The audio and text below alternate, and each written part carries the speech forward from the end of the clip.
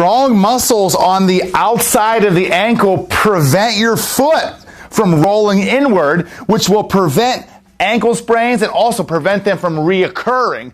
To strengthen those muscles, what to do, grab yourself a band. Now pay attention. You want to put on that one? Okay. Now, the band is forcing, see how it's forcing the ankle strain right now? It's trying to pull him into that high ankle strain position while he stabilizes the knee. He's not driving the knee in, and he's not collapsing the arch in to do it.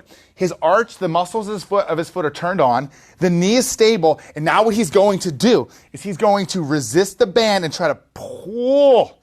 You're going to feel the muscles on the outside of the ankle strengthening. The stronger those are, the more stable of a freaking foot base you have. You have a strong support. That's strong support.